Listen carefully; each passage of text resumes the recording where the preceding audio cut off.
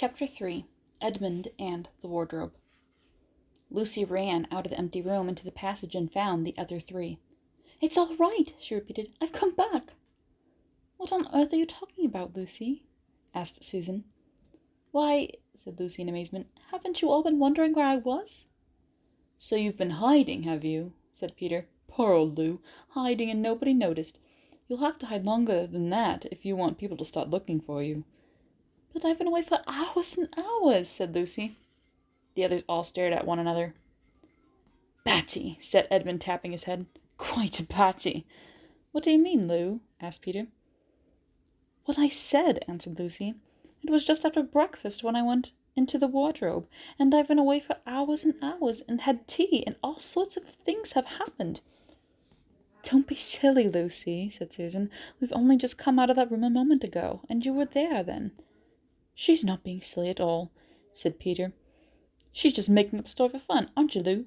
And why shouldn't she?" "No, Peter, I'm not," she said. It's a magic wardrobe. There's wood inside it, and it's snowing, and there's a faun and a witch, and it's called Narnia. Come and see."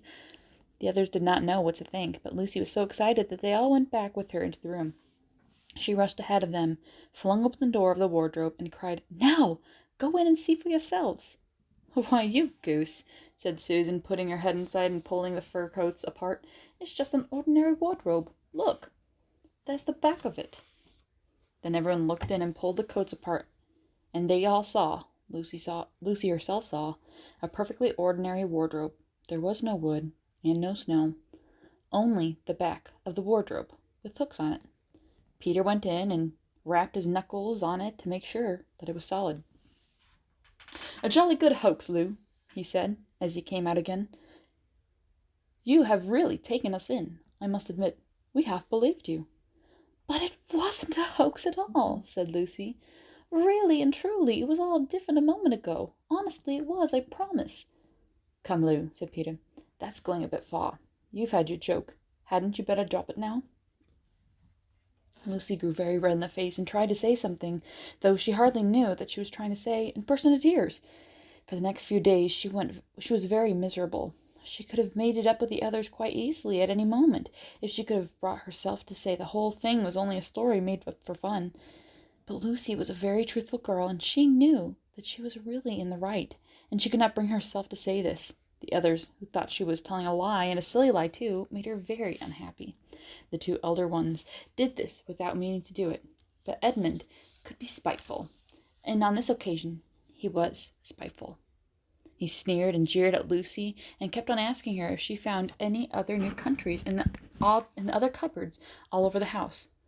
What made it worse was that the days ought to have been delightful. The weather was fine, and they were out of doors from morning to night, bathing, fishing, climbing trees, birds nesting, and lying in the heather. But Lucy could not properly enjoy any of it, and so things went on until the next wet day. That day, when it came to the afternoon, there was still no sign of a break in the weather. They decided to play hide and seek. Susan was it, and as soon as the others scattered to hide, Lucy went to the room where the wardrobe was. She did not mean to hide in the wardrobe, because she knew that would only set the others talking about it again, about the whole wretched business.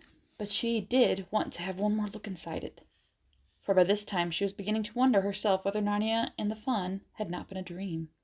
The house was so large and complicated and full of hiding places that she thought she would have time to have one look into the wardrobe and then hide somewhere else. But as soon as she reached it, she heard steps in the passage outside, and then there was nothing for it but to jump into the wardrobe and hold the door closed behind her. She did not shut it properly, because she knew that it was very silly to shut oneself into a wardrobe, even if it is not a magic one. Now the steps she had heard were those of Edmund, and he came into the room just in time to see Lucy vanishing into the wardrobe. He at once decided to get into it himself, not because he thought it particularly a good place to hide, but because he wanted to go on teasing her about her imaginary country. He opened the door. There were coats hanging up as usual, and the smell of mothballs and darkness and silence, and no sign of Lucy. "She thinks I'm Susan come to catch her," said Edmund to himself, "and so she keeps very quiet in at the back." He jumped in and shut the door, forgetting what a very foolish thing this is to do. Then he began feeling about for Lucy in the dark. He had expected to find her in a few seconds, was very surprised when he did not. He decided to open the door again and let in some light, but he could not find the door either.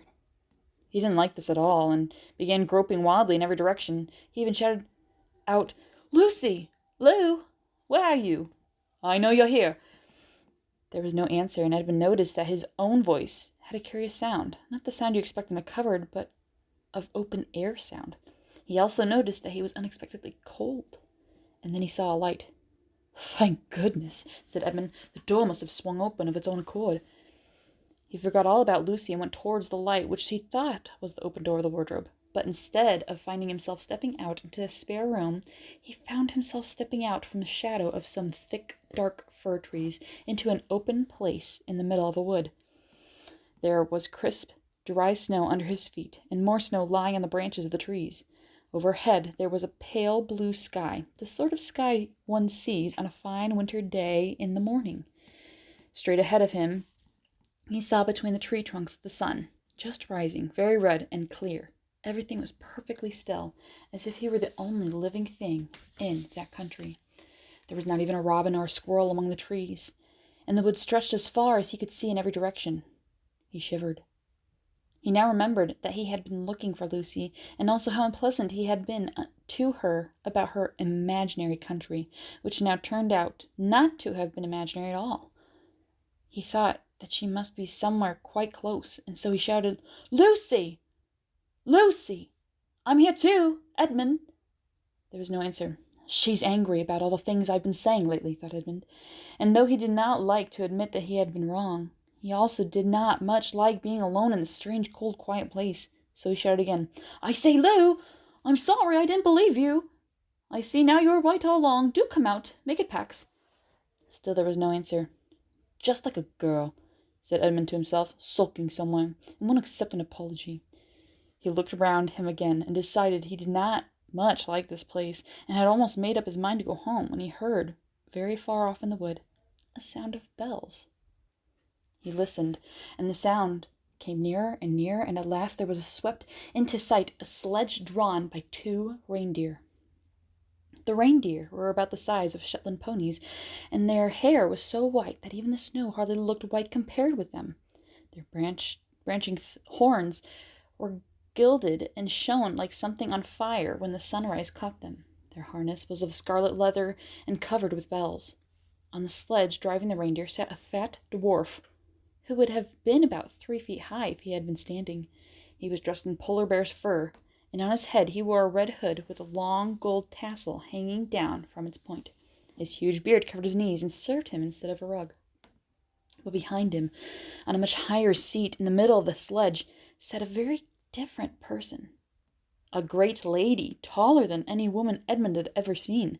She also was covered in white fur up to her throat, and held a long, straight golden wand on her right hand, and wore a golden crown on her head.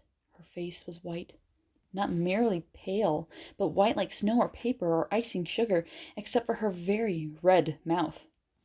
It was a beautiful face in other respects, but proud and cold and stern.